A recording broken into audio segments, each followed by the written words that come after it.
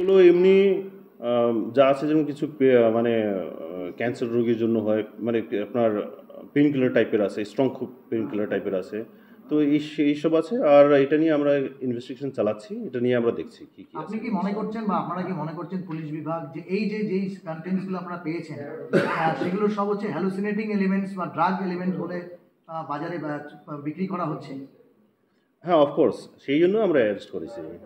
আমরা ওনাদের লাইসেন্সগুলো দেখিয়েছি কি ওনারা কী কী বিক্রি করতে পারেন পারেন না। তারপরেই এটা রেড করে আমরা অ্যারেস্ট করে কেস করা হয়েছে। আগামী দিনে কি আপনাদের এই অভিযান লাগাতার চলবে সেই সমস্ত এলাকাতে? হ্যাঁ, হ্যাঁ, সবসময় চলবে। স্যার, একটা বিষয় যেটা জানা গেছে যে আরও একজন ছিল, এবারে এটা মানে সে হয়তো ওই মানে স্পট থেকে পালিয়ে গিয়েছে, এরকম কিছু হ্যাঁ, একজন। পারভেজ রেজা বলে আছে। তো আমরা এফআইআর যে করেছি দুজনের নামে করেছি। পারভেজ রেজা আরেকজন আছে যে এখন অবধি আমরা পাইনি। আর নূর আলম যে আছে ওকে তো অ্যারেস্ট করা হয়েছে। এরা কি ডাইরেক্ট বিক্রি করতো না এরা সাপ্লায়ারও ছিল, সাপ্লাই করতো বিভিন্ন জায়গায়? এইটা আমরা তদন্ত করছি এটা নিয়ে। ওনাদের কাছ থেকে পেয়েছি তো ওনারা ডাইরেক্টলি সাপ্লাই করতেন না বাড়ি থেকে শুধু এনে এমনি রাখতেন, সেটা আমরা দেখছি। স্যার, এর আগেও পাঞ্জিপাড়াতে ওষুধের দোকান থেকে ফেন্সিডিল উদ্ধার করেছিলেন আপনারা। আবার এই ওষুধের দোকানগুলোতে এই ধরনের ড্রাগগুলি পাওয়া যাচ্ছে। পাঞ্জিপাড়ায় কি স্পেশাল কোনো রেট চলবে এই মেডিসিনের দোকানে আপনাদের? না, অ্যাজ সাচ ওইভাবে হয় না কি মানে ওষুধ দোকানে পাওয়া যাচ্ছে মানে সব ওষুধ দোকানে রেড হবে সেরকম না।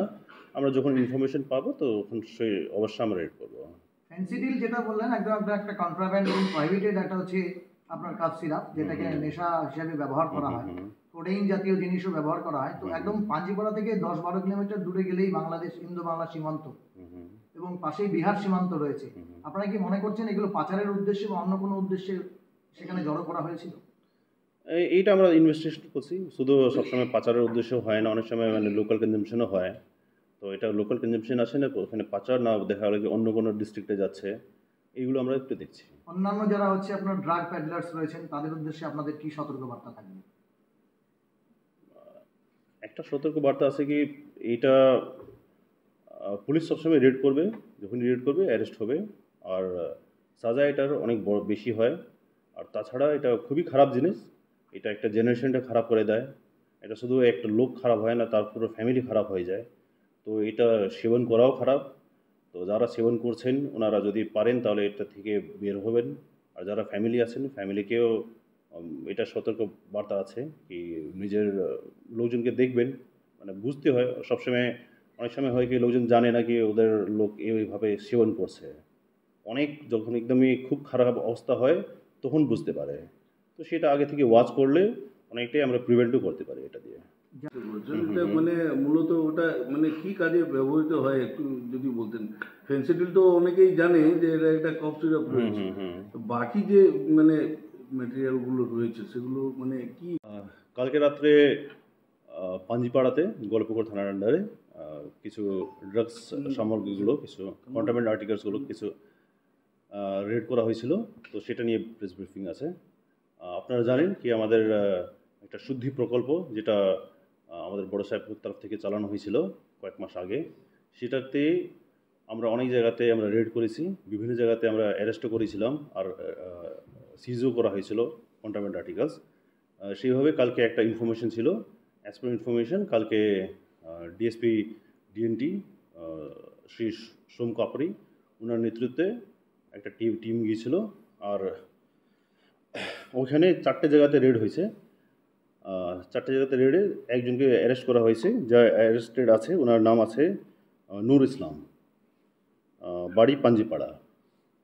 তো ওনাকে অ্যারেস্ট করা হয়েছে। আর আমরা 14 দিনের জন্য রিমান্ডের প্রেয়ার করা হয়েছে, আজকে ফরওয়ার্ড করা হয়েছে।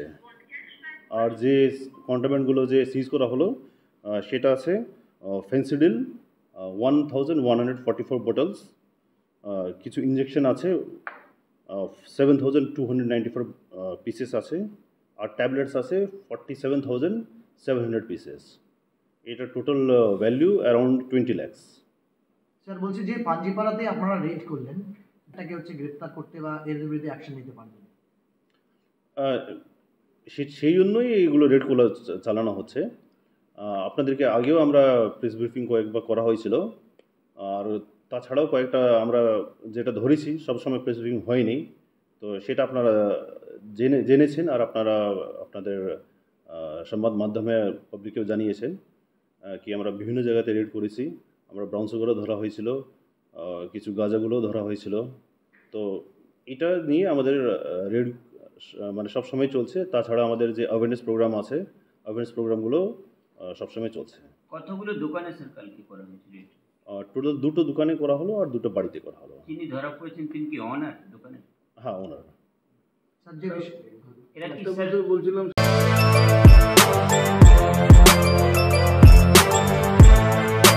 এখন অনেক বড় শ্রী লেদার্স হাওড়া ময়দান। আপনি কি জটিল কিছু সমস্যায় ভুগছেন, সমাধান পেতে চান? যোগাযোগ করুন প্রখ্যাত জ্যোতিষ ও তান্ত্রিক মনসারাম ভট্টাচার্যের কন্যা মনসা কন্যার সাথে। প্রখ্যাত জ্যোতিষ ও তান্ত্রিক মনসা কন্যা হাওড়া জানবাড়ি ও হাতিবাগানের নিজস্ব মন্দিরেও বসেন। যোগাযোগ 9830106967 আর 9239655323।